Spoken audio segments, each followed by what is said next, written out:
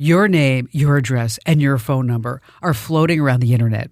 Easy for strangers, scammers, and companies you've never heard of to find. Data brokers and shady databases collect and sell your private details to anyone willing to pay, putting you at risk of nonstop spam, scams, and fraud. You can't stop them from collecting data, but you can control who gets to keep it. That's why I use Incogni. They remove your private information from more than 420 of these sites automatically. And with their unlimited plan, you get total coverage. If you spot your personal details anywhere else online, just send them the link, and their privacy experts will get it taken down. It's the easiest, most complete way to protect yourself and personal life. Right now, you can lock in 60% off with my exclusive deal at privacykim.com. Go to privacykim.com right now and start protecting your privacy. This is so important. Privacykim.com. That's privacykim.com. Welcome to the Kim Komando Show podcast for the weekend of September 16th, 2023. Thank you for being a community member. Here's hour one. All right, you know me, I always like to kick things off with something super fun and interesting. And I don't know if you know this, but I'm a huge fan of that show Yellowstone. And if you haven't watched it, just put it on your list and watch it now. And Kevin Costner, he's just fabulous as John Dutton. And he still looks really good. But one of the best parts of the show is the location. I mean, who doesn't love just looking at those vast, beautiful ranches next to Yellowstone National Park? And of course, there's Beth, the character. I love Beth. Anyway, but let's talk about the ranches. They have become true travel destinations for all these Yellowstone fans. Now, one fifth-generation rancher, a guy by the name of Bayard Black in Montana, he's renting out his house for top dollar to tourists and even shows them how to look for antlers and to go fishing. A pair of tourists said they paid nearly $5,000 to spend time on a ranch to help herd cattle. That's right. There's actually a startup called Land Trust. It offers up these experiences, and most of them for hunting on private property, which reminds me of, what did the dad say when he dropped his son off for a week in Yellowstone? What did the dad say when he dropped his son off for a week in Yellowstone? Anyone? Bison. Get it? Bison. I don't know. Bison. I thought it was funny. All right, you're about ready to get more tech smarts because every single thing is now a tech thing. And for those joining us for the first time, a warm welcome to you. We're thrilled to have you aboard, and to our loyal listeners, a huge welcome back. And you just look amazing. And I'm Kim Komando, America's beloved digital goddess, here with you. It's the biggest show. It's the most trusted show about all things digital. And you can find us on over 420 top stations across the United States for streaming in your favorite radio app. Just search for my last name, Komando, and you can find us as a podcast, as a webcast, 24/7, commercial-free, over inside the Komando community. Just head to our website, komando.com, and hit the button that says Komando Community. And a big hello and salute goes out to all of our listeners on the American Forces Network Radio, reaching over 375,000 American servicemen and women in 175 different countries and 200 ships at sea get the Kim Komando Show. And I know that you have just one or two questions about something digital I can lend a hand to. And our T-Mobile Unlimited listener line is now open at 1-888-825-5254 is the way to join us. And you can always drop me your questions. I read every single email that you send me over at komando.com. Just hit that link that says Email Kim. All right, just for you, dear listener and viewer, I check out 35 different websites every single day to make sure that you and I are both up to date. And here are the top 5 things you need to know about tech. It's happening right now. There's been this huge cyber attack launched from the group Scattered Spider. The hack has impacted all MGM casinos and resorts across the nation. Think about that. And they're still dealing with it. It forced the systems down. I'm talking about slot machines, credit card transactions, restaurants, hotel room keys. It all went off. Caesars Palace reportedly paid, this is what they admitted to, $15 million in ransom not to have data released. But, you know, all it took to take this multi-billion-dollar corporation down, it was probably a 10-minute phone call. That's right. The Black Hat, a notorious Russian hacking group associated with Scattered Spider, I know, they always have these weird names, wrote on X, formerly known as Twitter, that the group used social engineering tactics to gain trust from employees to get insider information. How they do this? They went on LinkedIn, they found an employee, fished for login credentials from them. Then they called the corporation's help desk, and the rest is history. Wow, I'm telling you, MGM, just huge. I mean, they really, literally own half of Vegas. And the last time I was at MGM, there was this big security guard standing right by the slot machines. And I went over to him and I said, hey, okay, why don't you be a pal and just, nod or point to the machine that seems to be making all the big payouts. And he looked at me and he smirked and he pointed at a machine. Well, he pointed at the ATM. I was like, good one. All right, moving on to number 2. You need to tell the kiddos about this. Diet Coke lovers, who here didn't hear the bad news over the summer? That's right, the WHO announced that aspartame is potentially cancerous. The artificial sweetener that's literally in nearly every diet drink out there.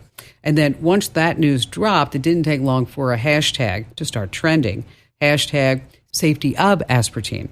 Now, all over TikTok and Instagram, health gurus and dietitians are weighing in.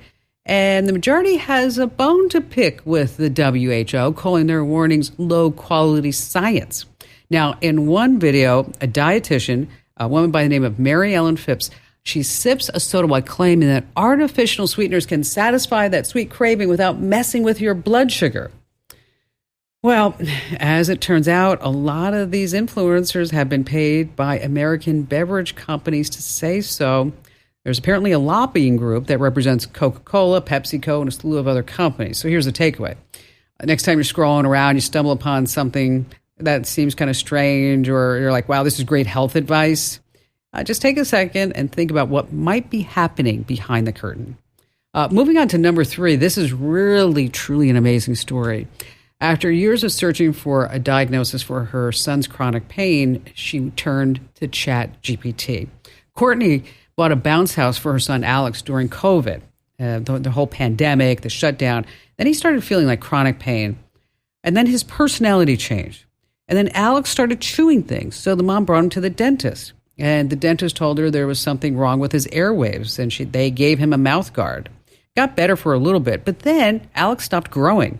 And then she brought him to a pediatrician. And the pediatrician said, oh, the pandemic has impacted his growth and probably needs to see a physical therapist. So went to go see the physical therapist. And then Alex starts developing headaches. And the physical therapist says, oh, you need to go see a neurologist and then an ear, nose, and throat doc. And so finally the mom's like, I need to know what's really going on. So she got an account over at ChatGPT. She fed everything into it. And ChatGPT came back and said that Alex might be suffering from tethered cord syndrome. She went to a neurosurgeon. He confirmed it. Alex got a surgery. Now he's on the mend. Amazing, isn't it? I mean, Chat can be wrong a lot of the times, but maybe once in a blue moon, it's right. Moving on to number 4, Facebook Marketplace. You log in, you can see a lot of weird stuff that people are selling there. Escort services, live snakes, cocaine, used underwear, list goes on and on. I typed in mushrooms. I got 10 ads for magical mushrooms within a 60 miles radius of me. I also typed in pre-loved underwear. Oh, God, gross. So bottom line here is that Facebook Marketplace is kind of changing. You might want to start looking at other places to sell your stuff. And finally, this coming in at number 5, I know a lot of you are starting to plan your trips, a romantic getaway to Paris for Christmas, or maybe you want to go to Australia. And flight prices are through the roof right now. But here's a quick tip. Get your tickets through Google. They've just rolled out a new policy that will get you a refund if your flight price goes down after you purchase the ticket. Now, of course, we all know you can go to Google Flights and see the price history, and you can monitor to get the best deal. But now there's a little button there that says price guarantee. And if you see that, here's how it works. So let's say you get that ticket to Paris for $3,000. Price drops to $2,000 by the time you actually get to your trip. Google will make up the difference. And then you're going to get a Google Pay credit to your account for $1,000. Now, there are some catches, of course. Not every flight will have a price guarantee, and it's also capped at $500 of reimbursements a year. For more than a decade, Madison Conradis was the target of a cyber stalker. Okay, she was only 24 years old at the time, and the stalker shared nude photos of her all over the internet, and also directly with her friends, family, and folks at work. And this person made threats, knew intimate details about her life, and she had no clue who he was. And he didn't just stop there. You see, Madison has a twin sister by the name of Christine, and she also became a target as he shared photos of her. And they had no clue how any of this was happening. And they went, of course, to the police, and then they tried to fight back.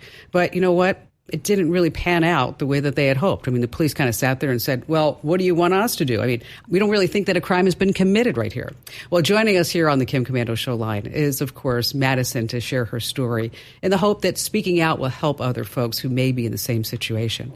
So, Madison, when did you first get that message? So I first got the message around 2013. So that was like 10 years ago. And what did he say? The first couple of messages were just kind of like, I have these images of you. What are you going to do about it? What are you going to do if I send them to your family, your friends, your coworkers? Just kind of like harassing messages like that. But these were actually pictures of you. How did he get them? So he originally got them. Well, there was only one image at first, and it was originally from a photographer's like proof gallery. Mm-hmm. So images that should have never seen the light of day. They were proofs that weren't ever supposed to be out there. So like test shots. Yes. And we're not entirely sure exactly how he got them, but somehow he obtained them illegally. And so he contacted you, said, I have them. And then did he start sharing them, or how did this escalate? He started sharing them originally right from the beginning. He sent them directly to me, and then he started sharing them on like dark websites online. And what were you trying? Did you try to like do anything to stop it? Did he ask you for money? So throughout the years, so you have to think this happened, over like multiple years. Sometimes he would ask for not necessarily money, but one time he asked me for like a gift card, more images. If I didn't give him more images, then they would, send them to my father, my mother, my boss. So kind of just bribing in a sense of wanting more pictures. And so I mentioned briefly that you went to the police and they said that a crime really hadn't been committed. After how long from that first image did you go to the police? Oh, gosh. So overall, I had definitely tried to report it to the police like 3 or 4 times. The very first time was probably maybe like 5 or 6 months into the harassment. I thought that it would kind of fizzle out, and it didn't. So I think that's one of the reasons that it took so long. Also, reporting crimes like that can be a little embarrassing. So I think that was all obviously in the back of my mind as well. So it did take me probably about like 3 or 4 months into the harassment to finally try to report the crime. And were the messages coming from a particular account so they could track an IP address? So there's actually a couple different accounts that they were coming from. So yes, technically the law enforcement could have, traced an IP address through sending subpoenas to Facebook or any of the other tech companies, Google, Instagram, etc.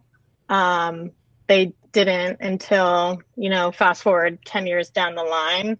But yeah, that's the way that you would be able to get someone to get de-anonymized on a platform like Facebook. Yes. God, when you say 10 years, I think of like, oh my gosh, where I was 10 years ago. I mean, it's just like so much of your life happens in 10 years, and gosh, you just been plagued with dealing with this person all this time. So, Madison, all these photos are being circulated. And Christine, now you're Madison's twin sister.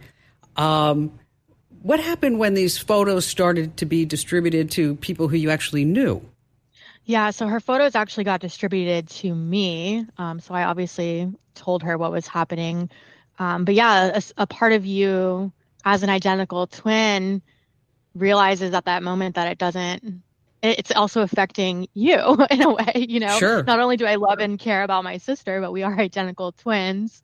So yeah, I was receiving messages from people, and I know our father was, our mother, other friends and family members. And like Madison said, who knows how many other people probably saw them or received them, because some people aren't going to have the audacity to go out and tell you about this, but in some instances, they were also posting the photos to public facing pages like her business page, Oh, gosh. replying to a client and things like that. So I distinctly remember, again, this is years and years and years ago, and I still distinctly remember calling her and being like, check your Facebook right now, start deleting.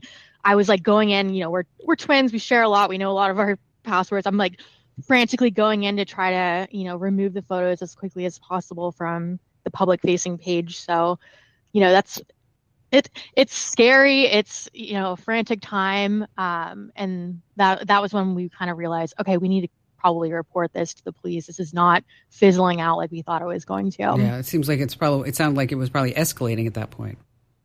Correct. Boy, the range of emotions that you gals felt at that time: embarrassment, helplessness, right? Anger. Yeah. It's just, and obviously very vulnerable. Yeah, and really just like disbelief that another human would do this to another human. And then I'm sure we'll get to it about, how we discovered who it was, and there really being no motive for it. It's just, I can't imagine wanting to inflict that kind of psychological, physical trauma, harm on someone, right. Well, let's talk about that. So all this is going on. It seems to be escalating, obviously. Now you are in the verge of public embarrassment and vulnerability. How do you even start to determine who this person is doing all this? Oh, that is a very open-ended question. So in the beginning, we obviously had no idea. And I think that is probably one of the scariest parts of it, because anyone could be a suspect. So over the months, over the years, we really just saved every little bit of evidence we could and started kind of looking at small clues. We called it a breadcrumb map. Mm-hmm. And that's kind of how we narrowed down a list of suspects. And then obviously we had to get legitimate evidence. So that's when we did a civil lawsuit, since we couldn't get the police to help us. Some of the only ways you can get some of that legitimate evidence would be subpoenas, like I said earlier. And if the police aren't doing it, you have to open up a civil lawsuit. And that way you can send out subpoenas to get the information. So now what happened when you went to the police? Was there a lot of resistance, or they just said, oh, there's nothing we can do? There's a little bit of both. A lot of it was, what do you mean? How did they even get the photos? This isn't a crime. Oh, well, it could be a crime. It's just a misdemeanor though. So there was a lot of, victim shaming and not believing the serious nature of the crimes. Yeah, kind of like how did they get the photos? Well, did you give them the photos? Well, okay, it doesn't really matter. That's how the law is set up. That doesn't matter how they got the photos. But if you're wondering, they stole them somehow. And so it was very defensive. A jury will never understand this. It's just a misdemeanor. This isn't a crime. So I think at first Madison was denied. Ultimately, we found and kind of gathered all the victims together and simultaneously went into our police stations at different jurisdictions. And those are kind of some of the answers and responses that the variety of us were greeted with. And ultimately, 2 out of 6 of us came out of that day with police reports. Okay. And so I wasn't even one of them. I wasn't even one of the ones that came out with police reports. I had to pull strings around my community and email and call the old police chief of police of my county to even get mine seen. So it's just let me wild. interrupt that the other victims, were the victims of the same person or just of a similar situation? The same person. Oh my gosh. You're kidding. Yeah. Well, no, we're not kidding. I was saying yeah in agreement. No, but I mean, a total throughout the country, really. Not all of them were in our area. And that was how, when I spoke to you earlier about the breadcrumbs, when we were kind of gathering some evidence over the years, we came across some of those girls and we kind of started putting it all together.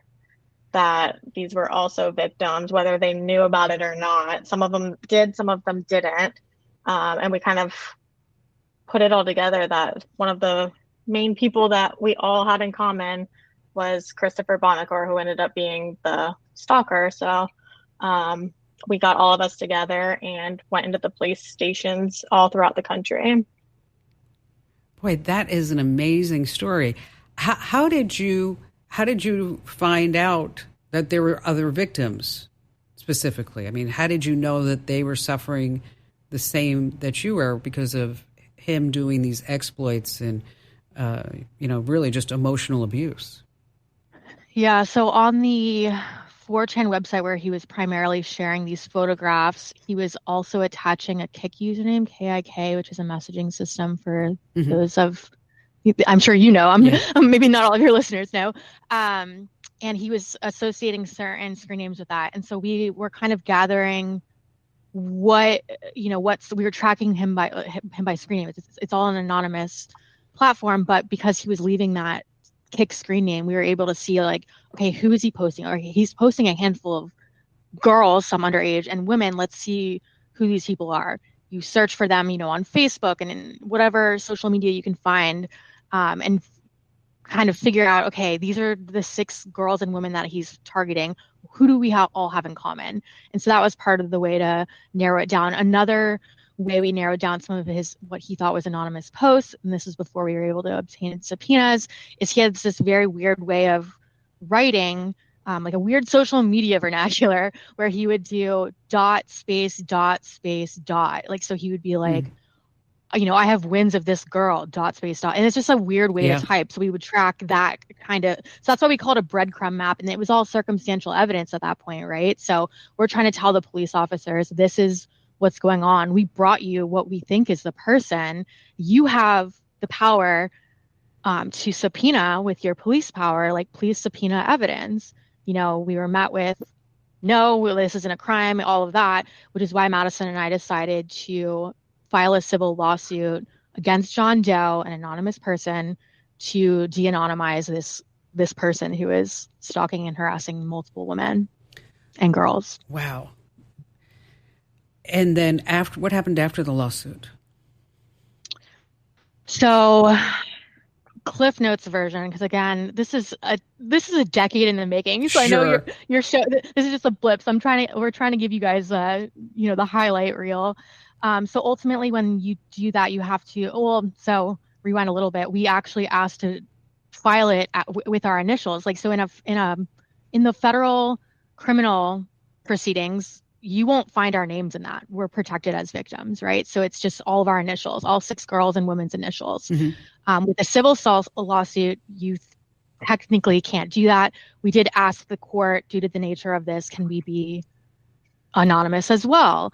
The court denied our request, and so we were at this threshold of like, well, we can become public, and we're going to be the face of revenge porn. Like, let's do this or not, So we kind of were at that crossroads, and ultimately we decided that our reputation can stand the hit if we think we can truly find this person. And we thought we could truly find this person, so we continued with our real names, asked the court to open discovery, which gave me as an attorney and our initial law firm, and then me later on when I took over the case, the ability to subpoena some of these internet service providers and, Facebook, Instagram, 4chan, all of those websites as well. So once we obtained the evidence. How hard was it, Christine, to get them to turn over evidence?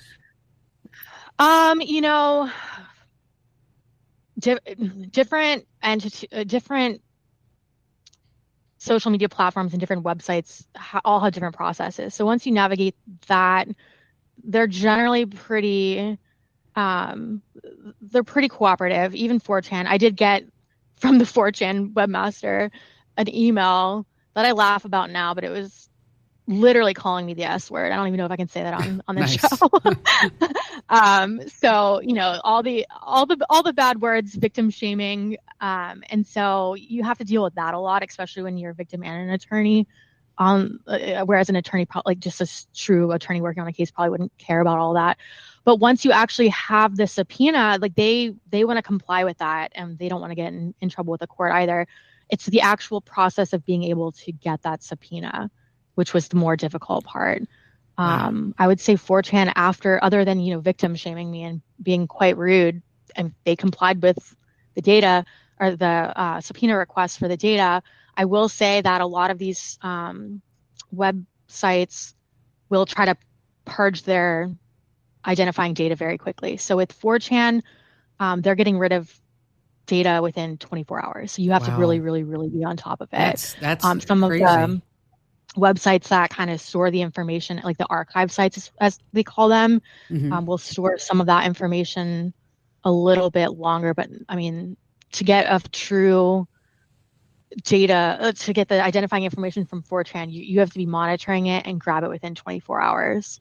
Okay, so now, Christine, armed with all of this data, now you get the information back from, you know, Facebook, 4chan, Instagram, wherever. What happens next? Yeah, so ultimately and this is a long, like years of a process, because this person anonymously is fighting subpoenas every step of the way, right? So like typically if you're subpoenaing a website, like let's say 4chan, we're getting an IP address back. That IP address might not be a static IP address. It could be, it's usually a cell phone, right? So then you have to go to the internet service provider. So it's another layer of subpoena process. And in that layer, they actually alert the subscriber and give them the chance to defend it.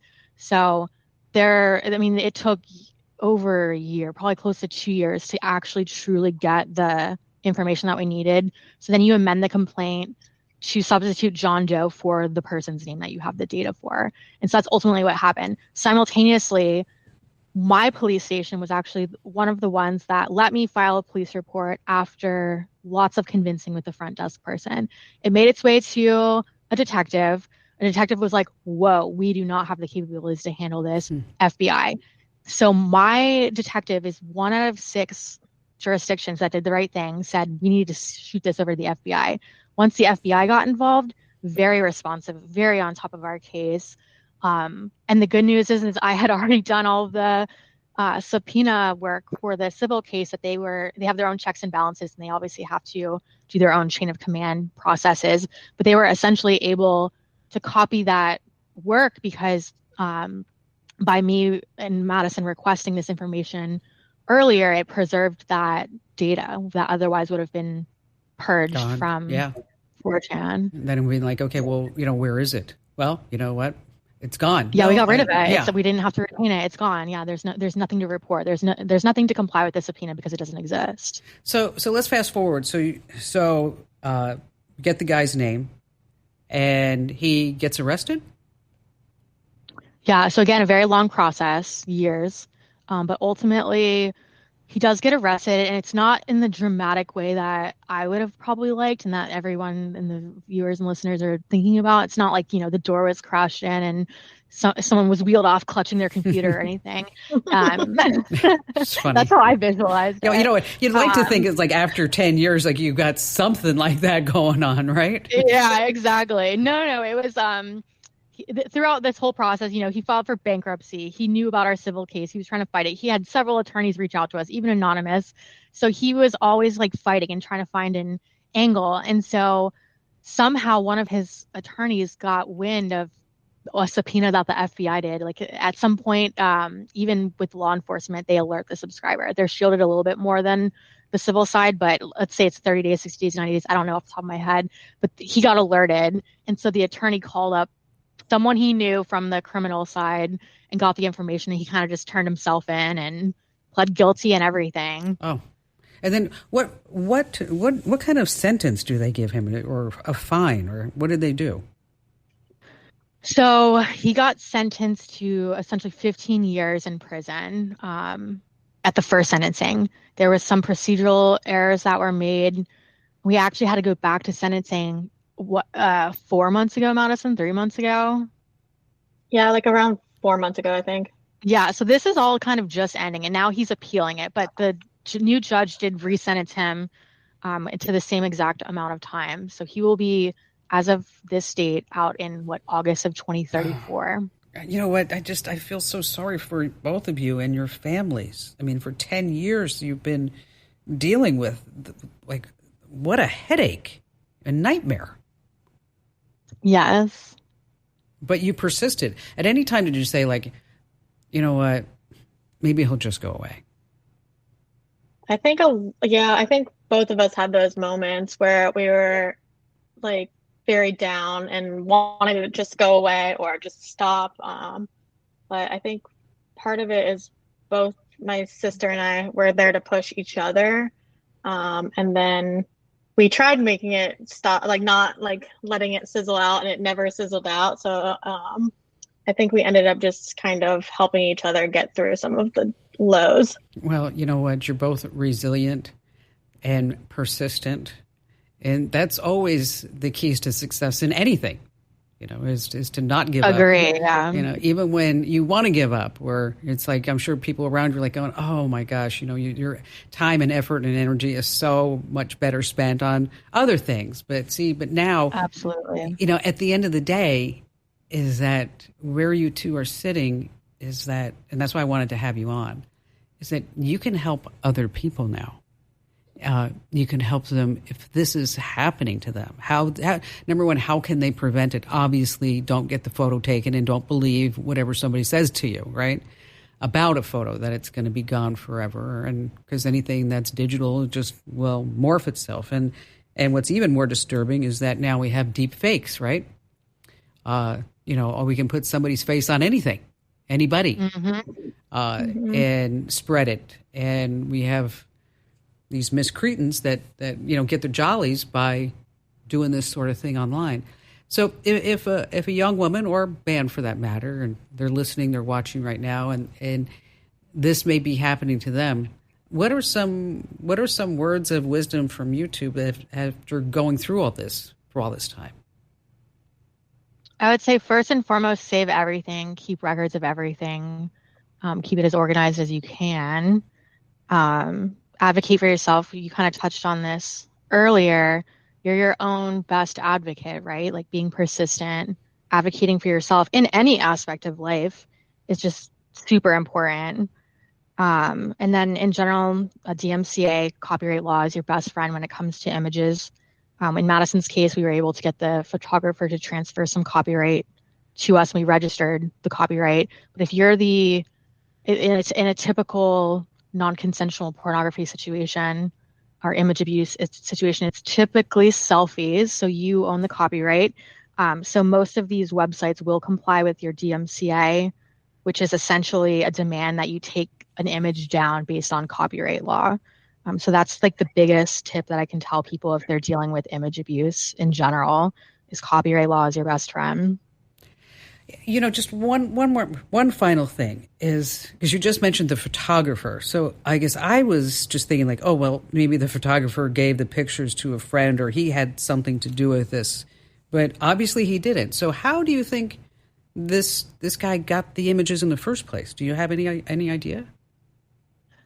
So there's many ways that it could have happened. And I mean, we're not certain that the photographer didn't provide the photos.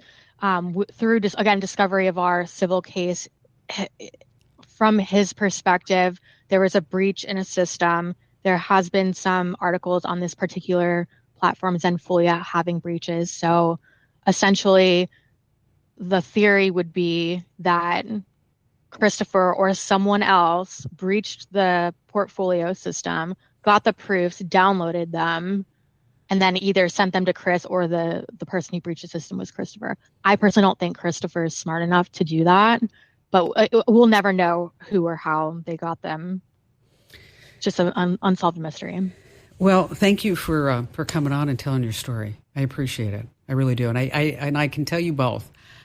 You don't know, and I don't know how many people that we've helped right now, but with all the millions who listen, I bet you there's at least 10. So, you know, this afternoon you guys can have a glass of champagne and say, you know what, we just helped 10 people today in the same situation.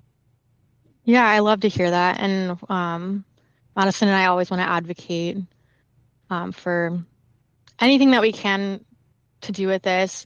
And ultimately, I know you touched on the easiest way to have this not happen to you would be not to take the photo. But I want to stress to men and women, because like you said, this does happen to men as well. Don't use pictures against people. Oh yeah. Even some of the photos, yes. Even some of the photos that were used against me were not nude photographs. And like you said, with, deep fakes and all of this stuff, it can happen to anybody. And just be better people to each other. Like, there's no reason to inflict this harm on someone. Yeah. But I also think, getting off on a little bit of a tangent, but I also think people become other people and bad people when they think that they're anonymous.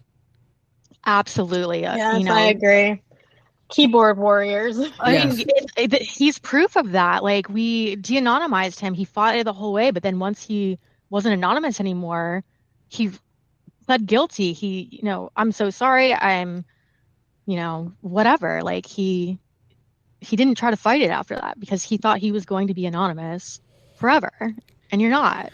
No. There's a trace everywhere you go. Ladies, thanks again for being here and telling your story. Marshall in Rockford, Illinois.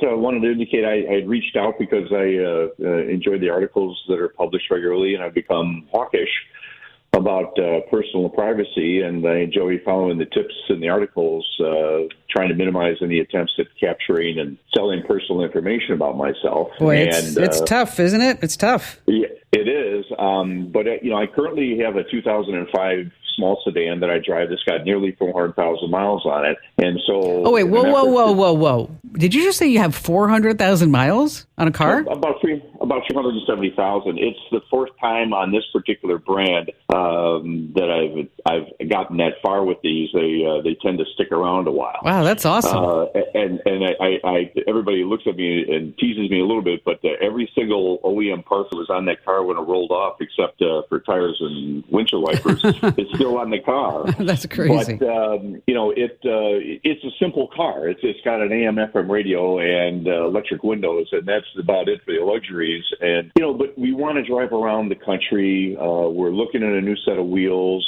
to do that. It's become that time in our lives. But I recently came across an article that was published by Mozilla, if I could mention that. Oh yeah, the whole car privacy report. Yeah, we did. We talked about that too. Yeah, that was fascinating information, wasn't it? But it's also spooky. 100%. I didn't realize I have again because of articles that I've read there from Kim and it's interesting to me that only cell phones and computers are mainly targeted. Nobody thinks about their phone or their cards rather spying on them. And my concern here is that is there any way at all that this thing could be shut down? And is it simply as easy to not connect my phone to the car, or is the process independent of connecting a cell phone? And if so, how does the car transmit my information without a cell phone? Well, yeah, right. Okay, you're right. One of the primary reasons that cars collect all the data is when you connect your smartphone up to it. So that's where you're going to sync contacts, and you got logs, location data. And, the whole idea is that maybe if I don't connect my phone to the car, then what kind of data can the car get? Well, they can still get some data, right? I mean, they still have onboard computers. You have GM's OnStar. Toyota has something called Safety Connect, and these transmit location. It's all under the guise of, and it is a good one. I mean, as far as safety, if you get in an accident, they automatically know where it is. I mean, you can choose not to subscribe to these services, but you have to know whether or not the car is still going to transmit data even without an active subscription. So that's where you actually have to read the user agreement, or I can tell you another place, which I will in a second. If a car is a built-in GPS system, which they all do, okay, stores location data, your travel routes. What about telematics? These are all your monitor the health of the car. I mean, in my car, I had a notification this morning when I was driving out that, just wanted to let you know that your firmware has been updated. I'm like, thanks. Glad to know that. Did he know that? Okay. Can I ask you another question? Can I interject something here? Sure. What if this information is monitoring my driving style, and is it possible for the car to disseminate that information to my insurance carrier, and all of a sudden they say, this guy doesn't drive well, which is not the case. I can tell you the whole story about my father's business and safety and the National Safety Council. But that being said, can they make a decision towards an insured that says, we don't want you as an insured, we're dumping you? Well, they will say no. Okay. I believe personally that information is being collected and being sent off. Why would it not? I mean, that data is valuable. I mean, think about the car manufacturers, or even let's just talk about television manufacturers. Okay. TV manufacturers like Vizio, they make more money selling data than they do selling televisions. I mean, okay. So think about all the information and data that your car's collecting. Are they selling that? Yes. Now, there's a place where you can go online. It's called the Vehicle Privacy Report. And if you have trouble finding it, I have a link over on my website. And that's where you can type in the year, make, and model of a car, and it will tell you what data is being collected and if they're selling the data. Okay. Now, where did this website come from, and why are they doing this? That was my question. Okay. Why they're doing this is because when you sell an old car, part of the dealer's responsibility is to remove all the old data. So this company sprung up to certify that when a dealer sells an old car, that all their data is wiped out. So on the flip side, what they do is they tell you, here's the make and model, and here's the data that they're collecting. So it's kind of a workaround. So are all cars spy mobiles? Not.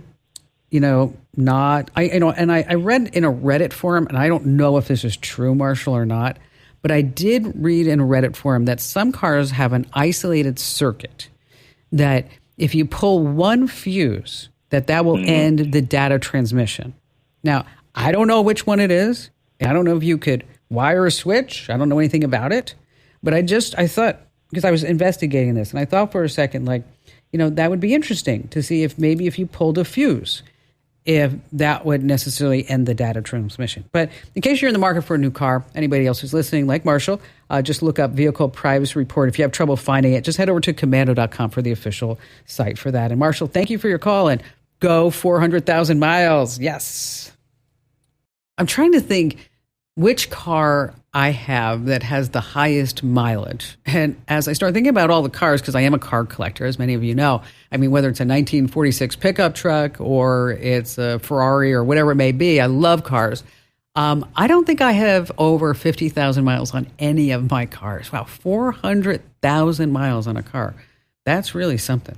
Okay, whether your business is large or small, that ranking on Google or any other search site, it's just key to building a brand and making money. So how can you track what your competitors are doing to get the top ranking? Well, here's what you want to do is look at a search engine optimization tool. That's SEO for short. It's called SimilarWeb. There are a couple out there, but I like SimilarWeb because it does give you a lot of information just for free. It has this dashboard.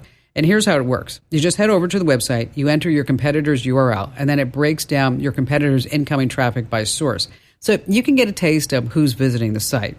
Then it also goes into keyword analysis. Now that's really important stuff because this is what they have. These are the words that they have on their pages that is bringing them all the traffic. So you can discover some of the magical words that are bringing people to the site. Now, the big question is, can I get all this for free? No, they have to make money some way, but you can get an inkling for free. And then the other question is all this data accurate? Kinda. It's probably maybe accurate up to a factor of, say, 10%. But again, you can plug in any URL over at SimilarWeb.com. Once again, that's SimilarWeb.com. All right, thanks for being here. Thanks for joining us. And be sure to tell 3 friends about the Kim Komando Show and the Kim Komando Today podcast, because after all, knowledge is power.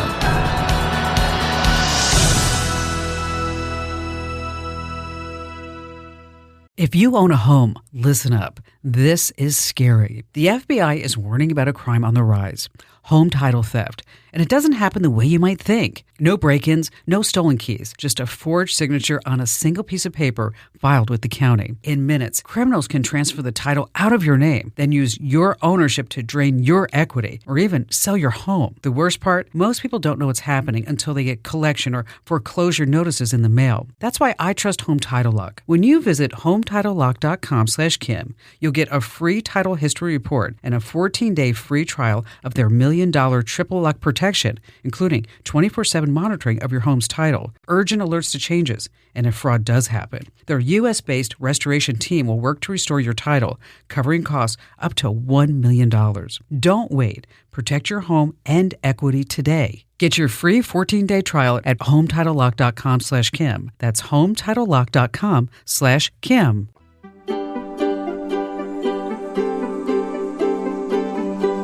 Thank you for listening. Here is hour 2. All right, I always like to kick things off with something interesting. And how would you like to see what you're going to look like in 50 years from now? Okay, you're going to have wrinkles and saggy skin and yellow teeth. All right, well, TikTok's newest sensation is this filter that everybody's using called the aged filter. And it supposedly accurately shows you how you're going to age. And dermatologists are saying that, hey, this is pretty accurate. It estimates how your face is going to age based on its shape. One of the gals at work here at the show, she tried it, and she told me that she looked exactly like the older folks in her family. So what this means is, yes, you need to use sunscreen every single day. And speaking of, what supplement is good for wrinkles? What supplement is good for wrinkles? Anybody? Iron. Wrinkles, iron. Oh, okay. Sorry. On that happy note, welcome, ladies and gentlemen. I'm Kim Komando, America's Digital Goddess, here with you once again. It's the biggest show. It's the most trusted show about all things digital, and you're about to get more tech smarts because every single thing is now a tech thing. And for those tuning in for the first time, a warm welcome to you. We're delighted to have you join us. And to our regulars, hey, it's great to have you back. And you can find my award-winning show across 420 fantastic stations in the United States. And if you want to listen on your own time, no problem. Just pop open your favorite radio player and search for Komando to find me. And you can also get us as a commercial-free podcast over as part of the Komando community. Head over to Komando.com and then look for that link that says Komando Community. So wherever you are, whatever you're doing, you can always have me just a click away. And a special shout out goes to all of our listeners on the American Forces Network Radio, serving more than 375,000 American servicemen and women in the Army, the Navy, the Air Force, the Marine Corps, the Coast Guard, and the Space Force in 175 different countries. And I know that you have at least a few questions about something digital I can lend a hand to, and our T-Mobile Unlimited listener line is now open at 1-888-825-5254 is the way to join us. And just a quick reminder, you can always send me your notes. I read every single one through the website at Komando.com. There's a link that says Email Kim. You, my dear one, it's just a labor of love. I check out 35 different websites every day to make sure that you and I are both up to date on all things digital. And here are the top 5 things you need to know about right now. And we're going to start with Monday, September 18th. Da-da-da-da-da. That was my sound effect there. That's when iOS 17 is dropping.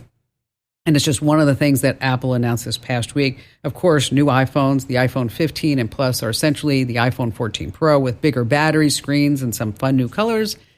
I like the pink one, of course. The star of the show is the iPhone 15 Pro Max. Whoa. A 6.7-inch display. Try to get that bad boy in your pocket. A titanium case and a processor that Apple says is going to even be better than some high-end PCs. It's a slick device. The specs are impressive. But let me tell you something. There's no good reason to upgrade if you're using an iPhone 12 or newer. If you're iPhone 8, it's time to upgrade. Go all out. But, you can get the 13 or 14. You can get a great phone at a great price. And only drop that $1,200 and more on an iPhone 15 if you're like the techno nerd and you have to have the latest and greatest. That would be me. And by the way, I don't get any freebies from Apple, and they are not a sponsor of the show. I pay for all my gear. Moving on to number 2, the need for speed. You ever see one of those electric scooters just zoom by faster than those things really should? I have. And modders, that's what's happening. They're getting around the scooter's built-in speed limits. They're downloading apps on Android to boost the scooter speeds. One 17-year-old told the Wall Street Journal that he pushed his to go as fast as possible. Think of that little tiny scooter going 40 miles per hour. Okay. He says he loves danger, and he feels free. Remember, he's 17. He got into an accident where he was thrown to the pavement. He was not wearing a helmet. Knowing that he broke the speed limit, he said he just hobbled away. And yes, he still rides at that speed. And also that electric scooter explosions have happened. And so here's the bottom line. Do not mod your e-scooter. Just don't do it. It's bad. Okay. And if you need to go 40 miles an hour, you need to get a car. Okay. That's what you need. Number 3, would you want your buddy knowing everywhere you go? Gen Zers are into this. They are now tracking all their friends using Apple's Find My, the Life 360 app, and Snapchat, and a whole bunch of other ways. One person wrote on TikTok, do you ever just check your friend's location because it's weirdly satisfying? Okay, no one their age seems to think that this is a complete invasion of their privacy. I mean, I know married couples who won't use Find My with each other. Okay, the big reason why the Gen Zers are doing it, they say it's part of their social being. It's part of their social network. My son Ian does this with all his friends, but I will tell you that sometimes he turns it off. And I asked him why, and he says, well, this way, he can actually study and not worry about people asking him to go out partying or something like that. I'm like, yeah, that's a good reason. All right, number 4, here's what's making AI great. You are your Gmail, your Instagram, and your Facebook messages, unless you opt out.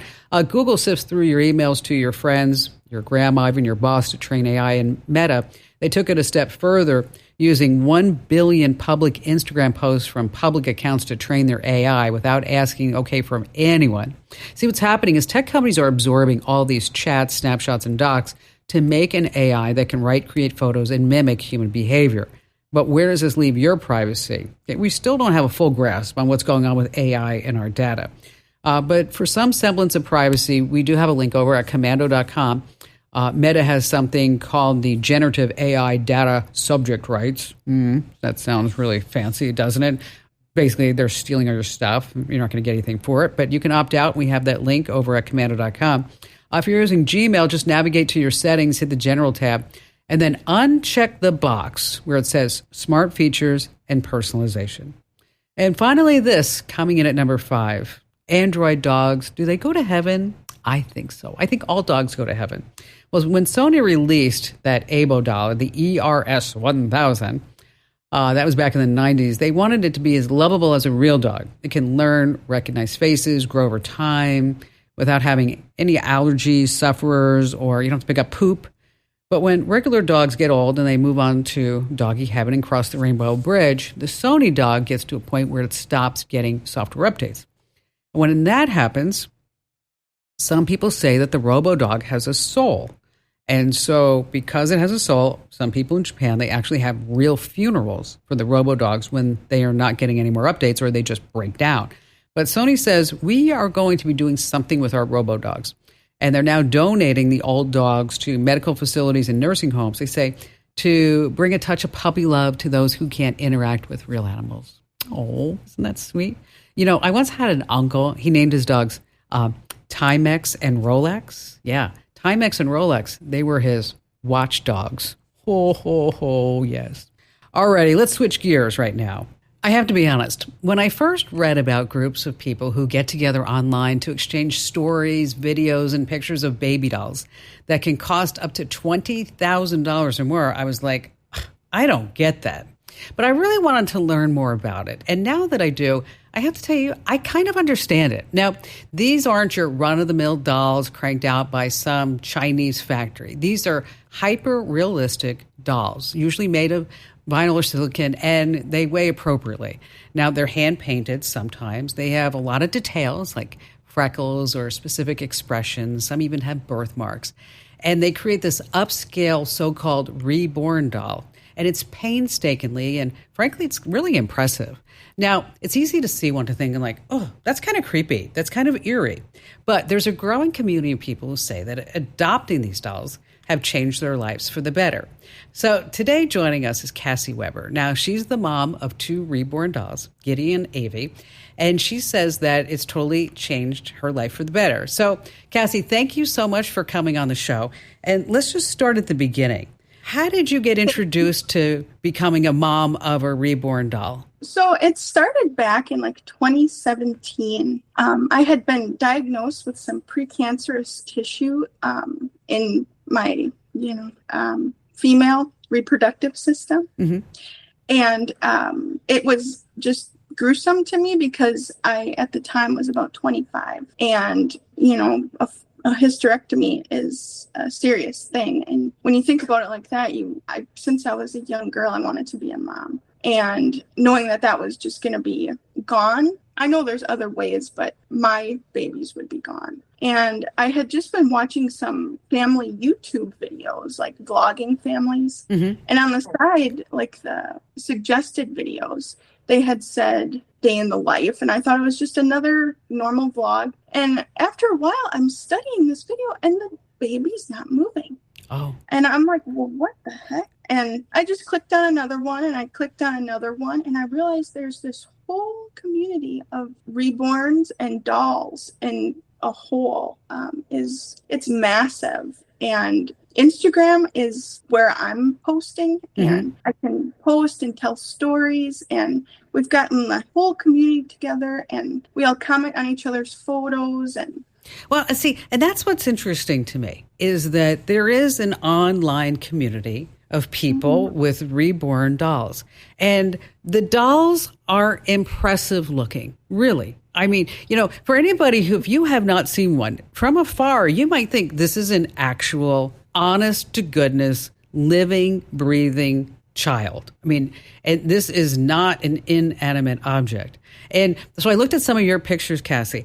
You took Gideon to get her ears pierced. I did. I went to Claire's, and I called because here right now, I kind of live in 2 states, so I'm bouncing in between right now, and here's a smaller town. And you never really know what you're going to expect when you are in public with your doll, because you hear about all these horrible stories about people are going to judge you, and, you know, they don't understand. So when somebody doesn't understand, the first thing, they're usually kind of mean or rude. And I just said, I'm just going to do this. And when I moved to Florida, I actually gained a lot of confidence. And I took Gideon to Target and Walmart. And now I just take her with me everywhere. We go to like Joann Fabrics for my mother-in-law, who also has a Gideon, Mila sculpt, and my wife also does. And we're just like, she's a painter of resin dolls. And so it's just a fun family thing. And it's not weird to us. And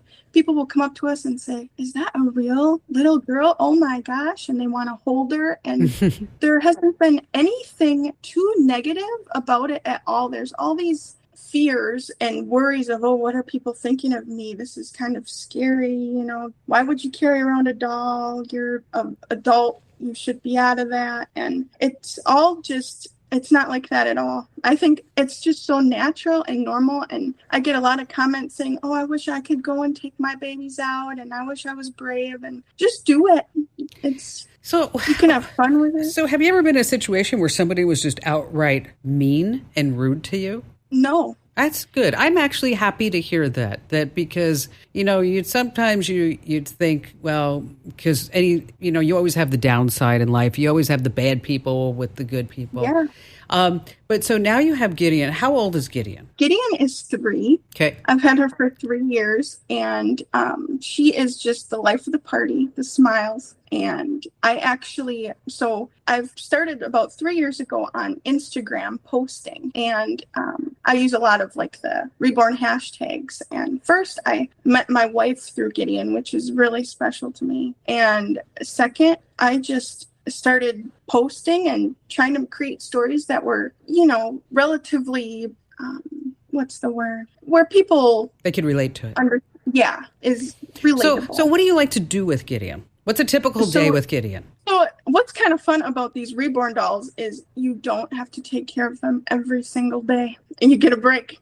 So like some days she's just in her room and hanging out, and whenever I just want to spend some time with her, first we get ready and then we go and do something, whether we're at the park or we're here coloring, and I try to keep everything age appropriate. So for me right now, coming up on my Instagram, you'll see that Gideon's going to start preschool, and she's going to be joining soccer, and she's going to be doing all these fun things that, you know, a little 3-year-old would be getting into. Sure. And then she now has a little sister. So because I started posting a few years ago, I've kind of have like a small following, and there was like this contest of Pumpkin Doodle Babies. So Pumpkin Doodle Babies is the artist of both Gideon and Avi. Okay. And because I have made this online account and people have fallen in love with her, I've got popular on there and I got chosen to be a promoter. Oh, that's great. So you're now an influencer. Yes. That's awesome. I technically won AV. The artist picked 5 people out of, I think, over 80 people. Mm-hmm. And they all got a free doll and promote 4 Pumpkin Doodle Babies. What was it like bringing home AV? So AV was different because I hadn't ever thought that I would get another one. I'm someone who is, lower income, if you will. And I thought, okay, one and done, because they're like $1,300. Mm-hmm. And I was just so overwhelmed and elated. And you get to pick every single thing on this doll, so you can create them however you want them. And it was just a blessing. I sort of got Avi to look like my wife, so they look very comparable little on. And how old is Avi? I'm saying, so she's fairly new. I'm still getting used to her and figuring her out, because they all kind of have different personalities. And I know it sounds silly, but even my mom sometimes has been like, she looks a little off today. Is she sick, or is she tired or something? She looks a little different. And you can they have just different personalities. So I'm still getting to know her, but I think she's like 18 months. Okay. All right. And then how are they getting along? Well, Gideon, the big sis, she gets so upset whenever Avi wants to take her toys and, is just clinging on her. She pulled my hair, and you can create these stories. I have a lot of experience with children. I have 4 godchildren and 5 godchildren. And so I have seen little kids grow up, and mm-hmm. A few of them actually moved away from me. And so it was kind of a coping to deal with the loss of my godchildren, as well as still having something that I was missing. Have you ever thought of adopting a real child? I have. And a lot of people ask me, well, if you get a real kid, are you going to put away the babies? And I don't know. I would love to someday, me and my wife have talked about either fostering or adoption, and all those things are wonderful. And I know they take a really long time, and that is something in our future that we'd like to do. So what do you say to people, Cassie, who are like, this is just nuts? Why would somebody have these reborn dolls? How do you respond to somebody who says? It's interesting because we've kind of gotten some flack, us doll people. There's been Dr. Phil episodes, and people just think, oh, these crazy people, but they're actually therapeutic and they help. And if somebody's not willing to understand, well, okay, I'm having fun. I'm not hurting anybody. And at the end of the day, I'm just being creative, and I love writing, and I love writing the stories and bringing them to life. And mm-hmm. I'm having fun. Well, so what's your most favorite things to do with Gideon and Avi? Well, you've got to go shopping. So you've got to go to, all the stores. It depends. Time of year. We'll do parades. If there's small town parades, we'll go fishing, we'll go coloring. We just sit and cuddle, watch TV. It's kind of inspired through, I'm really big into seasons. So mm-hmm. I like to brainstorm of all the things that I like to do when I was little and kind of portray them into my story. So this summer, since being here, Gideon has made zucchini bread, and it was the anniversary of my Nana's passing, 12 years, and we used her recipe. So in the picture, she's holding my Nana's recipe, and it kind of just brings a personal touch into it, mm-hmm. and it just brings them to life more, and you just have fun. Take pictures, of course. Now, what do you think the future is for you and Gideon and Avi? I don't know. Okay, that's honest. No idea. I had no idea from just posting one picture that this would just evolve like this, and I'm hoping far. I'm hoping someday I can get paid to do what I love. Mm-hmm. If you're doing what you love, you're not working a day in your life. And just Well, being with the girls. I can tell you that's the truth, Cassie. It is. I mean, I've been pretty blessed and very, very fortunate that I found my niche in my 20s. Yeah. And Yes, and I've watched you. They're pretty awesome. well, thank you. And it's You're welcome. and when you can find that passion and that niche, it's not work anymore. It doesn't matter what it is, whatever you're doing. But and it drives the people around me and my family. I know I drive them crazy because I'll be like, okay, I woke up 4:00 in the morning, and this is what I think we got to do. Or what if we try this, or let's do that. And, so I want to encourage you to keep following your dream. I do. I want you to just put those blinders on in the field and stay focused. And before we leave, introduce me to the girls. Oh, yes. And can I say, if you would like to find me, you can go to Instagram, and that's at White Milk and Baby Toes. White Milk and Baby Toes. That's it. Yep. All right. And here are the girls. So this is Gideon, and Gideon is 3, and she is big into sparkles and bows and Peppa. She's cute. What's also cool is there's these magnetic pacifiers, and they just go right in. Nice. Yeah. And she's into her jewelry, so she loves bracelets and all little girl things. Here is Miss Avy, and these are the exact same height. These two girls they're 28 inches, and they're about 10 pounds. Mm-hmm. In order to make them look a little bit younger, because they're the same, they kind of dress different. She's just more young. What does Avy like to do? Avy likes to be a naughty little girl. She loves to get in trouble. She loves to push the buttons on the microwave, and she likes to just stick her little fingers where they don't belong. She just got hurt the other day. I didn't put this on my Instagram yet. Her little fingers got into the vent, and she got a boo-boo. And then do they get along with each other? Most of the time, but Gideon likes to be the boss because she's 3, and she thinks that Avy will do whatever she says, and when she doesn't, she gets a little bit upset about it. Well, they're very, very pretty little girls. Well, thank you. Well, Cassie, thanks for showing us your family. Thank you so much for having me. We'll make sure that we put your whole Instagram handle on that too. Thanks for being here, spending time with us.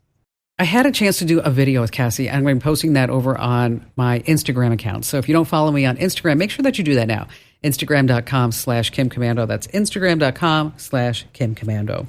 All right, back to the phones we go with Pamela in Fountain Valley, California. Well, I have my big question for you is that my husband and I are launching a new business. And in the process, we know, of course, that we need to set up social media, even though we both dislike social media a great deal. I know, you need to be there. It's really a must for business and engaging with potential customers.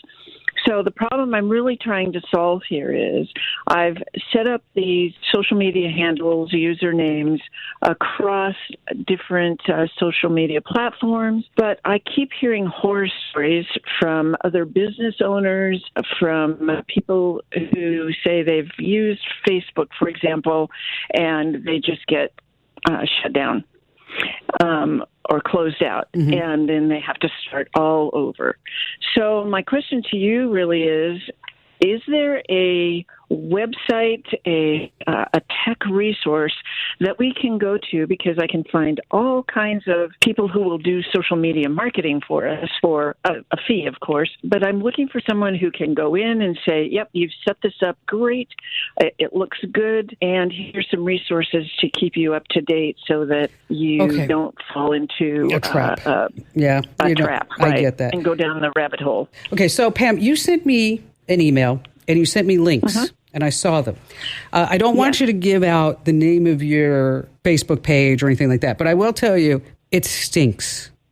Oh, really? Yes, because it has a whole bunch of letters that you can't say. Okay. And the problem with that is that you won't be able to get on a podcast, on a TV show, in conversation and say, follow me at facebook.com/ whatever it is. Blah, blah, blah, blah. Yeah. Okay, you can't do that. So number one, we need to change all that. And I know you use the letters because I looked at the Facebook page. You got a nice picture of like a middle America house there. You know what I mean?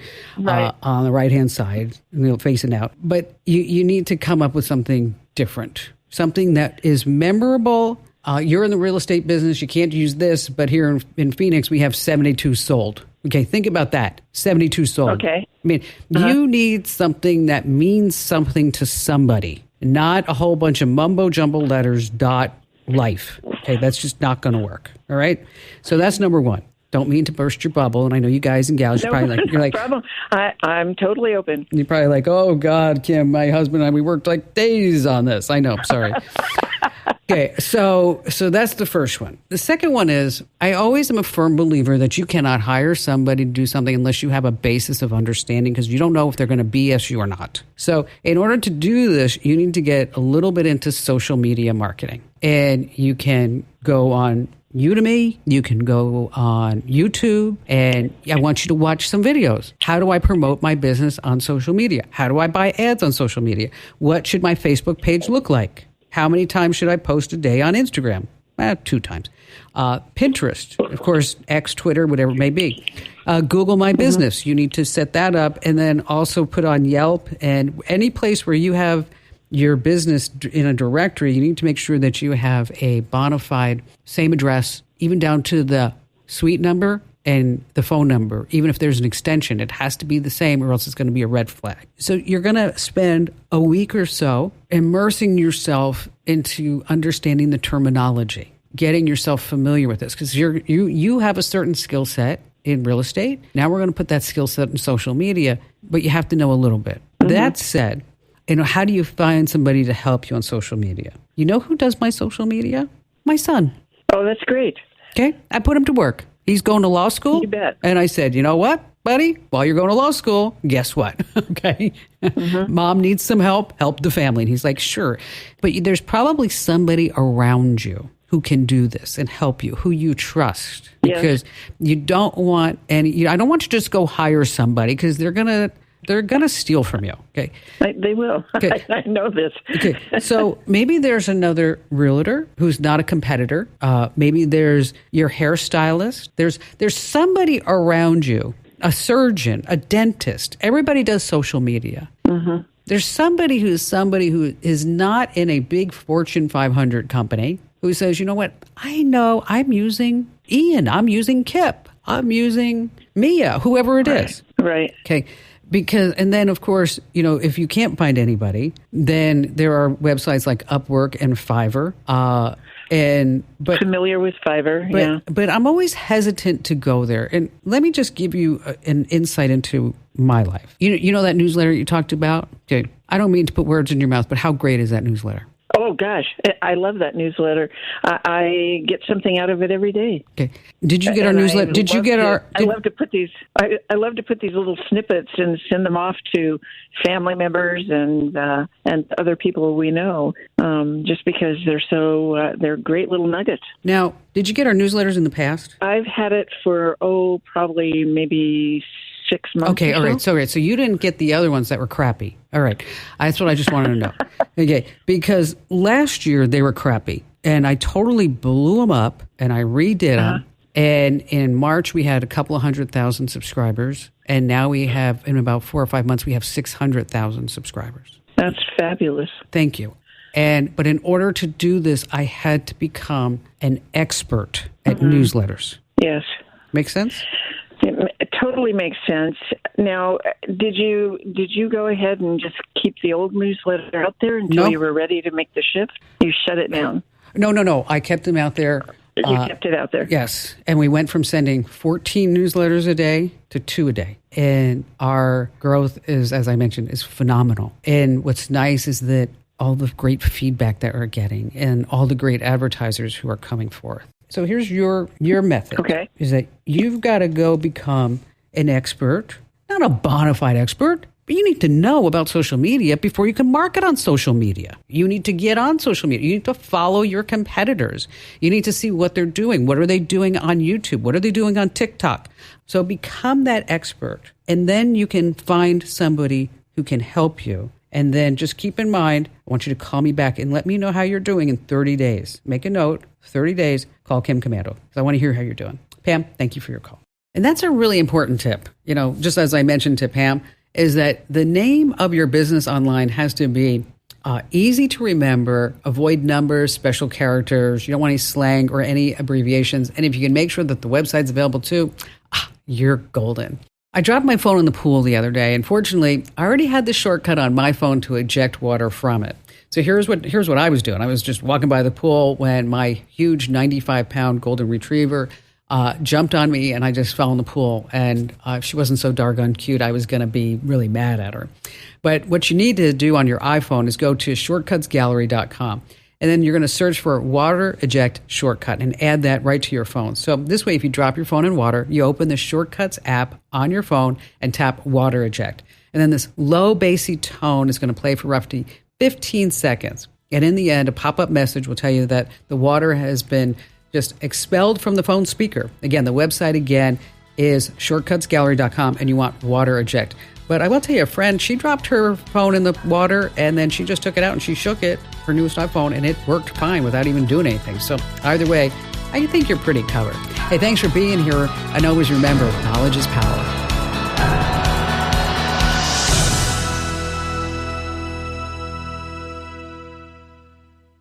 This podcast is brought to you by Carvana. Carvana lets you buy your next car on your terms. Explore a massive inventory online, filter for what matters, and find your perfect match. Then choose delivery to your home or pick it up at one of Carvana's iconic car vending machines. Every car also comes with a 7-day money-back guarantee, so you can make sure it's the right fit. Buy your car on Carvana. Delivery or pickup fees may apply. Limitations and exclusions may apply. See our 7-day return policy at Carvana.com. Carvana.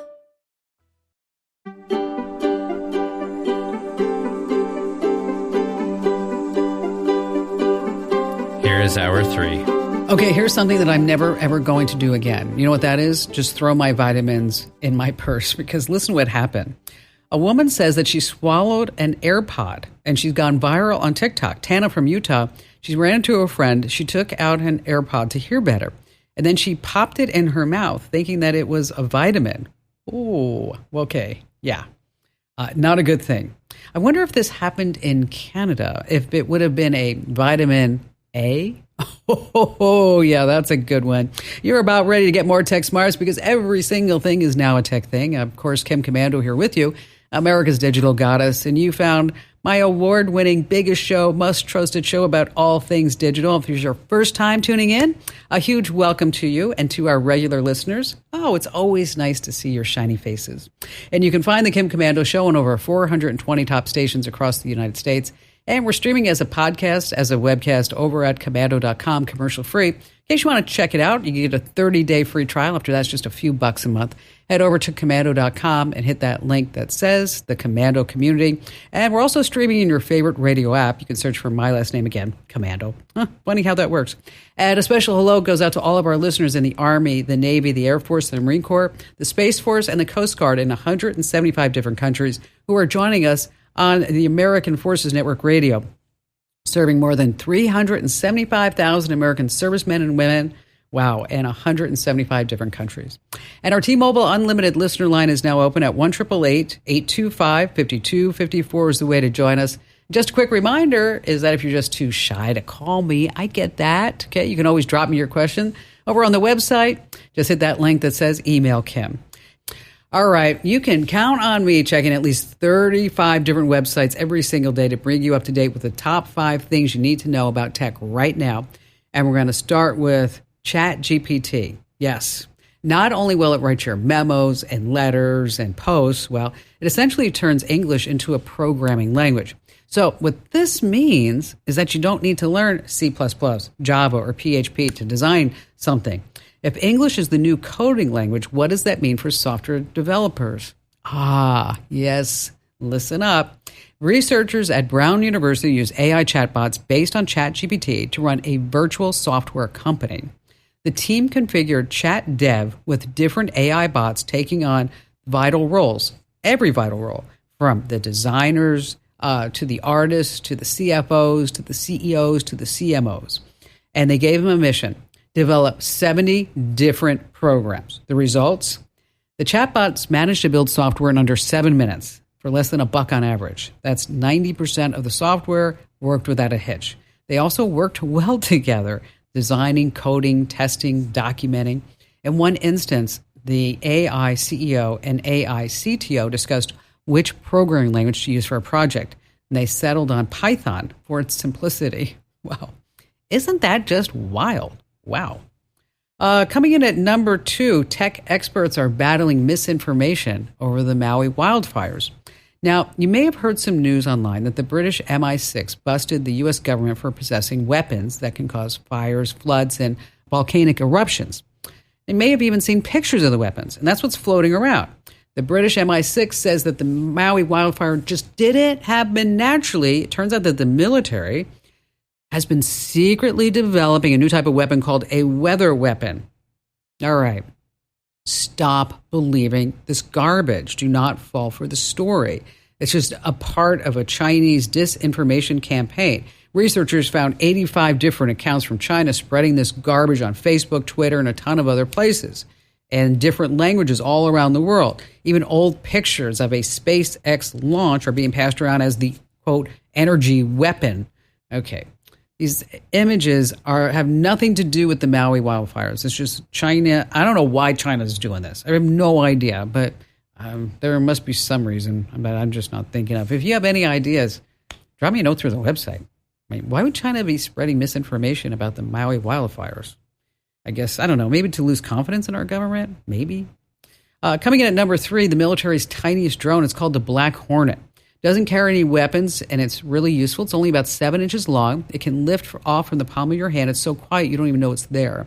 So what is it used for? Heading into dangerous situations. Case in point, an operator flew it into a collapsed parking garage back in April to help the NYPD. It saw that no one else could fit or get into this area. And what did they see? Vehicles stacked vertically to the ceiling. Unstable, of course. Now, because the drone was able to stream that footage in real time to the emergency personnel, no extra lives were lost. And the price, you buy 3 of them in a pack for about $85,000. And if you do want to go buy one, you actually have to qualify to buy one. You got to tell them like who you are and what you're going to use it for. Number 4, coming in our list of 5 things, a new way for Fido to come home. You lost your dog. There's a new option, a QR code. Ring, yes, owned by Amazon, is calling it a pet tag. And it puts a QR code right on the animal's collar in case they go missing. It links up to an app so someone can scan it to get your pet's full profile, their health conditions, their personality, pictures. Plus, there's a contact button on there so you don't have to put a phone number on a dog tag. How much? $9. If the QR is scanned, the owner also gets a notification on their phone. It's not a GPS. If you want that kind of ability, you have to get something like a Fi collar or Apple AirTag. This way it will show you where the doggy is all the time. But, bottom line, you should always have an ID on your dog. And also, maybe get the dog chipped. I mean, my Abby, she's chipped. She has a GPS collar, and she also has an Apple AirTag. Yeah, I'm that kind of pet mom. And finally, this coming in at number 5, don't be given into the FOMO, the fear of missing out. You're all over social media. You see your friends going off to Turkey and Israel and Rome and the Amalfi Coast and Spain and Africa.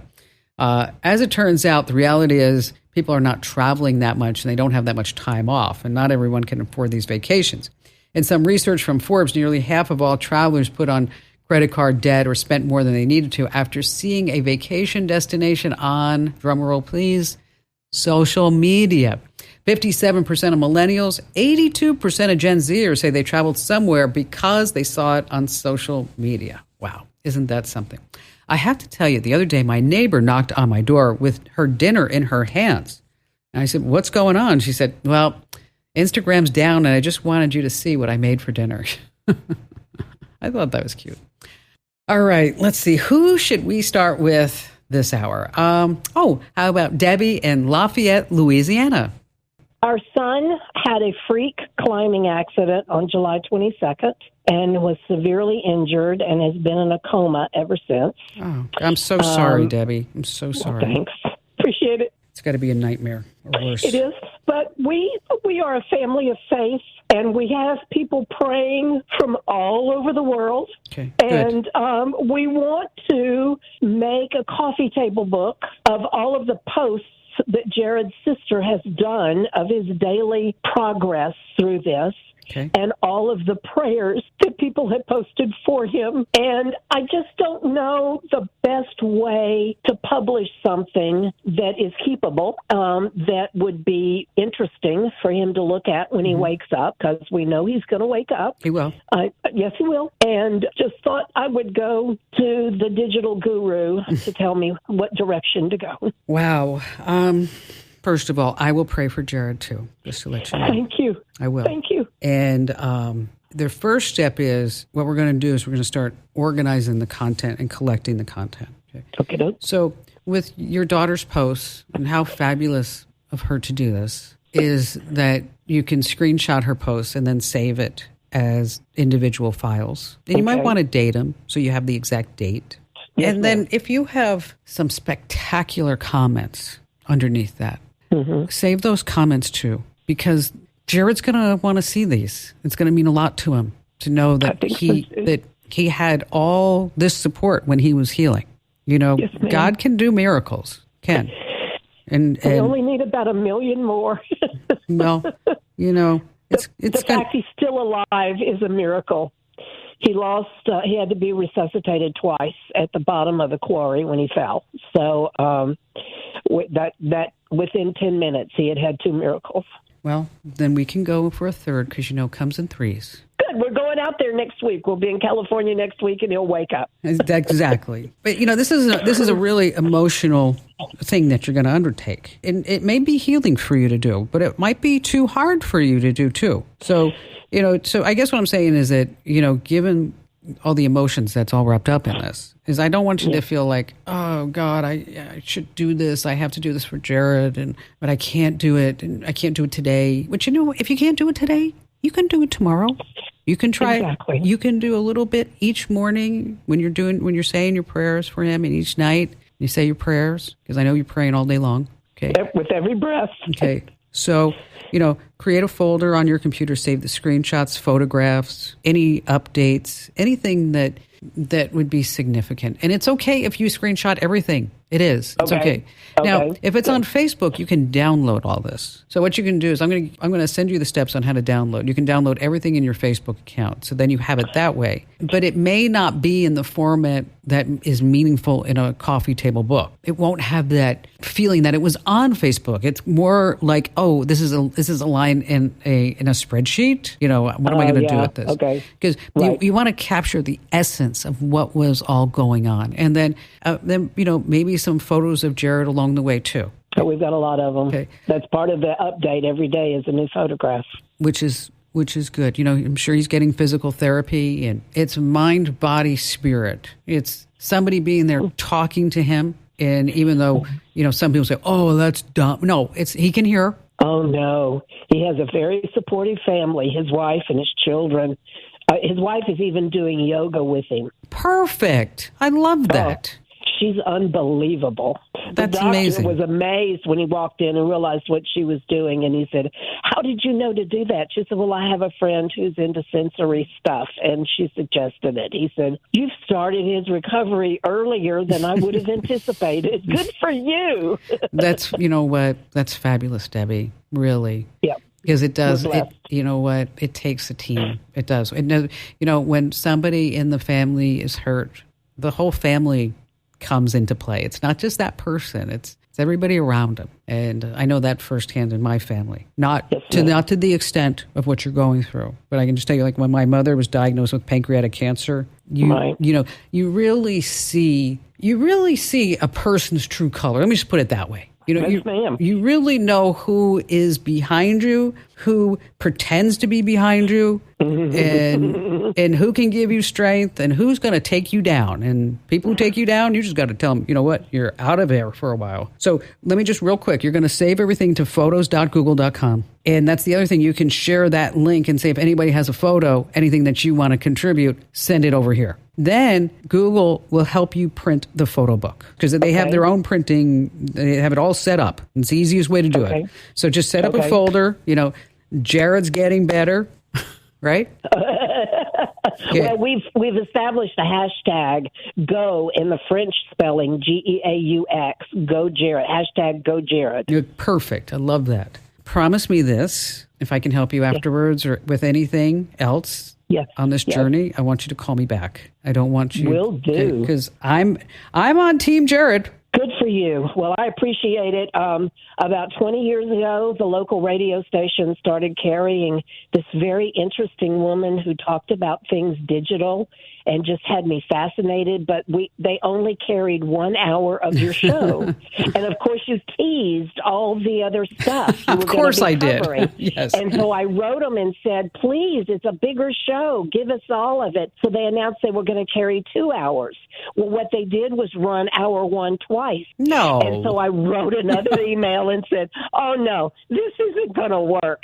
And the station gal called me up and said, no one but you caught that. So we're going to fix it, and we're going to start carrying all 3 hours. Oh, well, thank you. You really helped me out. Thank you. You are here on Saturday afternoons for 3 hours because I just put my foot down and said, carry it. Thank you for telling me that story. It really warms my heart, and it did. And you know what? You made a difference, and we probably together helped even more people in your community because I hope so. I'm sure we have. And you know what? It's going to work out, Debbie. It will. Everything's going to be fine. I'll pray for Jared tonight when I go to bed. And again, I'm on Team Jared right now. And again, I'm always here for you. All right? Remember that. I can't imagine how tough this situation is for you, Debbie. I can't imagine. But, you have your daughter and technology's there, and just know that really all of us are behind you. And I know I said it already, but if there's anything I can do for you, I want you to reach out to me. I'm going to give you my personal email address so you can reach out at any time. And back to the phones we go. Ed in Charlottesville, Virginia. Hi there, Ed. Welcome to the show. Yeah, my question deals with a new ceiling fan that I put in my bedroom. Okay. And after a big struggle tearing down the old one, 15-year-old old one, putting up this new one, which turned out to be a smart ceiling fan. I didn't realize what was meant by that until I finally had it all hooked up. And then it asked before it could activate for my Wi-Fi address as well as the password. Mm-hmm. And I thought, that's not right. Why would they do that? They don't need that. I've put in other fans in the past with little remote things that are Bluetoothed. This one wants my Wi-Fi and my Wi-Fi password. Should I be concerned? Is there anything there that I need to do? Well, it probably wants to be able to let you control it through an app. Maybe put it on a schedule. A lot of people like to go to bed with the fan on, and then at 1 or 2 o'clock in the morning they turn it off. Or maybe vice versa or whatever it may be. Generally speaking, you're probably okay. But what I like to do is to put all of my internet connected things that there is no security standard for any of this stuff yet. I like to put it on a guest network. And so most routers allow you to have your main network and a guest network. And the whole idea is that if you put your Internet of Things on guest networks, it's not going to have access to your main network, which is what you use for your computer, your tablet, all the your other stuff, your phone, whatever device that you're looking at. And so if in fact something gets exploited, there is a vulnerability, it's only going to hit the devices on the guest network versus your real network. Makes sense, right? Yeah, it does. I knew you'd have the right answer. Oh, thank you. So in your router settings, just make sure that you set up a different network, like I said, the guest network. And that's also handy for when you actually have guests over, so that this way they can have access to any files, any NAS, or anything else that you might have shared on the entire network. So again, just set up a guest network. If you need help on how to do that, I know that we have a whole how-to over at the website. That's komando.com with a K. Ed, thank you for your call today. Ron in Pensacola, Florida. Hi there, Ron. Hi there. I am organizing an 8th grade class reunion for St. Michael's Elementary. Mm-hmm. Can't believe it's been half a century, but it has, the class of 1973. And my question has to do with how to track down people that you have not had any contact with for half a century. Yeah, that's tough. Yeah. Yeah. And I was thinking that Kim Komando probably has an idea or two about this. Well, I do. And don't worry, you're going to be the best looking guy there. I just know it.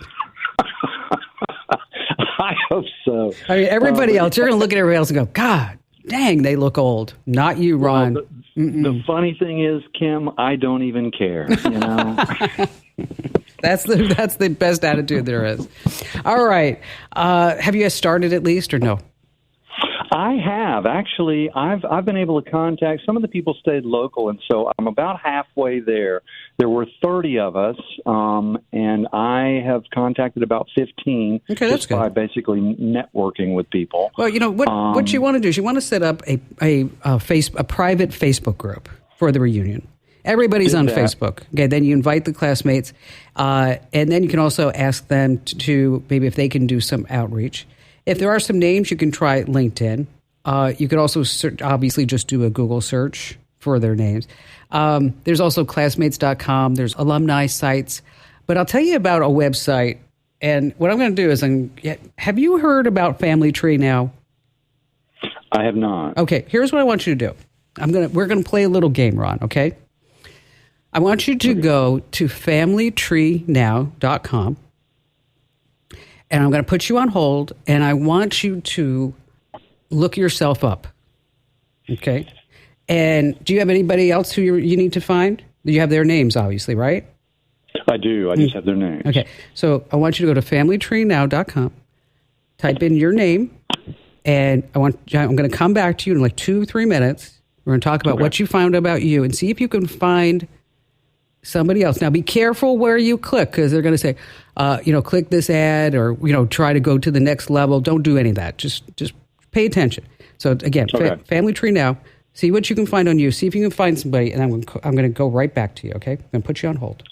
All right. All the kiddos are back in school. So what I wanted to do is to put together a list of things that you might want to do with your child or your grandchild, or maybe you're just a child that you're watching or a caregiver.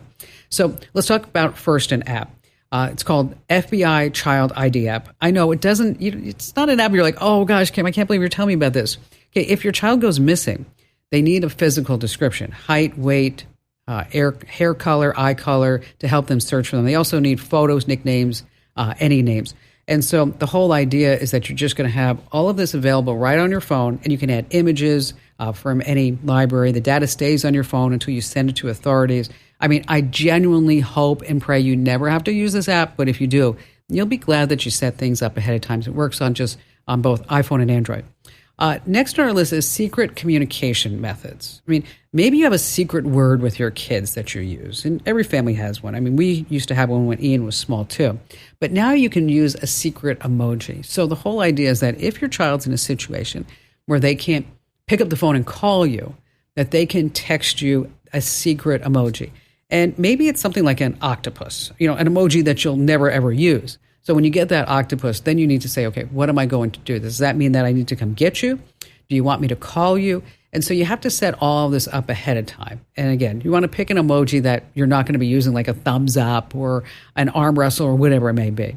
And you also want to take time to teach them emergency modes. And this is super important, is that if you gave them a phone or if they pick up your phone from time to time, make sure that they know how to call 911 and make sure they know how to use the emergency SOS. On your iPhone, you're going to press and hold side buttons, and then it's different on an iPhone 7 or earlier. And then also you have the medical IDs, and on Android, they have emergency SOS too, and you have to set all this up ahead of time. Now, in case you're wondering, like, okay, I want to check out the FBI app, and I want to know more about the secret emojis, and then I want to have the steps so I can actually sit down with my kid and teach them how to call 911 on their phone or my phone in case something ever happens. We always want to make things easy for you, the listener and the viewer of the Kim Komando Show, to empower you. So if you head over to komando.com, there's a link there that says show pics. And whenever I say you can find it on the website, we're going to post a link right there for you. So again, that's komando.com, of course, and you want to hit that show pics button. You'll learn more about this. Also how to do it on a Samsung phone, a Google Pixel. We put a lot of work into this. And if you're a grandparent and you're like, oh, I want my daughter or son in order to do this, you can always share that link out with them. 100%. And so this way they have the link and you don't have to snip and copy and paste things into a text or email. Okay, so Ron, what'd you find? Well, I initially didn't find myself, but I kept adding criteria, and eventually I found my wife. Excellent. Interestingly, yeah. So this is a website that collects a lot of personal data under the guise of becoming a genealogical site.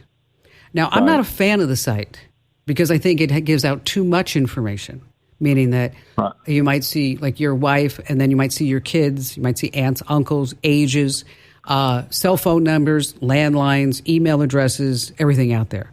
And what happens with these sites is they pop up and there may be some ads that will lead you to a pay site. Yep. But they're hoping that they get enough traffic that they just turn the whole thing into a big old people paid site. But they're not there yet. So in the interim, you can start looking people up and you probably find some information. Now, the other thing that you can do, if you can't find folks for the school there, is that you put together a list of people's names that you want and include like their nicknames.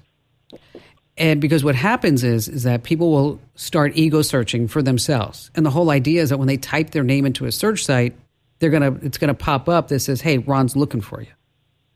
Oh. And then you can direct them over to the private Facebook group, that's what I would do rather than give out your contact information, because then you're going to get put on every scammer's list known to between here and Mars. Is that just link to the Facebook group, and then because it's private, they're going to have to send in a request, as you well know, and then you can decipher whether or not they're actually legit or not that way, instead of having them filled out a contact form. Because the scammers, they're going around CAPTCHAs now. I don't know if you know this on websites, because they're actually using real people to fill out these forms, and so this way it's like, yes, it is a human who actually filled that out. It's so annoying, I can't stand it. But to somebody who is living in India, if they make $200 a month, that's a fortune. Right. So that's why humans are now in part of this whole mixture. So what you want to do is just, start thinking a little bit, out of the box a little bit, brothers, sisters, who you can contact, find through this site. And by the way, I am not a fan of this site, as I said. I think everybody should opt out and get yourself out of this website, familytreenow.com. And in case you need the steps, we have them free for the taking over at commando.com. Just in the search box, just type in Family Tree Now, opt out, and I'm sure it'll pop right out. And they always are a moving target, by the way. It's like, you can opt out this way this week, and next month it's another way. But hey, less private information about you on the internet, the better. All right. Okay, Dave in Sugarloaf Key, Florida. Yeah, we've been on the road, actually as a full-time family, since 2014. So we've been to 40 different states, myself, my wife, and my now 17-year-old daughter. And we'll do work camping as we're traveling. It's nice to have a site that you don't have to pay for, and do a little work for them and get paid for it, and then move on maybe to someplace else. So we've been here now a year and a half. This is one of the top 10 RV resorts in the country. Awesome. If I can say the name. This is a KOA resort in Sugarloaf Key. It's just spectacular. It's just gorgeous here. Anyway, to my question, if I may. Sure. One thing totally out of the blue, which just popped into my head many, many years ago. And when I say many, I mean many. In the late 1950s, I dated a young woman in Massachusetts. Her name was Janet Commando, same spelling. And I've always listened to your show, periodically on the road. Was it in Massachusetts? Yep. Okay. You know what? Where would they? That was probably a relation, and because I do have extended family in Massachusetts. Okay. Well, this is a little town called Rockland, and the dad was a well recognized physician in town. And it's a small little town. It was actually an old shoe manufacturing town, and I kind of grew up there. But her name was Janet Commando. And I don't know about Janet. See, the history of the Commando name is that they are Russian-Ukrainian. We're Russian-Ukrainian. Yeah, right. And that there were only 7 letters on the immigration form, and so. Okay. So they could only put together the first 7 letters. Gotcha. And so that's where Commando came from. And I do know that there was like a Mary Commando who came, and they were from the same village. So they all kind of took the same name. Anyway, that's fascinating. I'll have to look that up. All right. So how can I lend a hand? Well, anyway, as part of my traveling, we had an incident 4 or 5 years ago where we were towing a vehicle. The tow bar snapped. Everything was fine. But my wife and daughter and the two dogs decided they were going to drive the car separately and and not send me flying off the road somewhere. So as part of that, texting with messaging is, of course, well known. But I was trying to get my phone to just read me aloud a text message upon receipt. So I don't have to do A, pick up the phone and fumble with it and drive off the road, or B, pull off to the side of the road, which in a motorhome is not a good idea most of the time. You don't know what you're going to run into. And lastly, every trucker that's out there, and God knows in 100,000 miles of driving, I've seen all kinds. But even truckers could appreciate this if we could just figure out how to do it. Now, I have a Samsung A21 model Galaxy, and I've read the things about how you can go into the message and have it read to you. But here's where you want to do it. Defeats the purpose. Because you know what? Because we could have been almost relatives. I mean, and you could have been sitting around my Thanksgiving Day table, and you could have been buying me birthday presents, and see how that works. I mean, now I got nothing from you, nothing, Dave, absolutely nothing. Okay, but I'm going to give to you, because I'm that type of person, is what you do is you get into the accessibility suite. In your Samsung phone, under settings, it goes settings, accessibility, installed apps. Okay, then what you're going to do is you're going to find your app. Okay, once you find the app, and then you're going to enable text to speak. And you're just going to click the allow slider. So again, it's all this. It's interesting because there's a lot of good things inside these accessibility features on phones, and a lot of people don't realize. Even having closed captions, that's also built into the accessibility. So again, accessibility settings, and then in the installed apps, find the app and enable text to speak. And so once you do that, Dave, you're going to be good to go, and you can just cruise down the highway, and people are going to be just texting you. Your phone's going to be going off, and then you're going to call me up in 2 months and say, "Oh, I had to make it stop. It was driving me nuts." So much personal information about us online. Again, if you need that opt-out, you want to know how to do that, we have it over on the website. Just search for Family Tree now over at Komando.com. Okay, I want you to think about this. Content creators, influencers on YouTube, Instagram, Snapchat, TikTok, Rumble, Spotify, okay, they all need a place to record. So your living room, your kitchen, your outdoor space, it might be perfect for these wannabe stars, and they will pay you money for this. That's right, because this way they have a great space. A new kitchen in Phoenix I saw was renting for $100 an hour. In Houston, a bright townhouse costs $75 an hour. A Zen garden, it was really tiny too, in Virginia Beach, costs $36 an hour. Usually there's a 1 or 2 hour minimum, a 4 hour maximum. Where to go for this? PureSpace.com, HomeStudioList.com, or Gigster.com. All 3 sites to get started. Hey, be sure to tell 3 friends about the Kim Komando Show and the Kim Komando Today podcast, because everyone needs more tech smarts, and you can find me at Komando.com.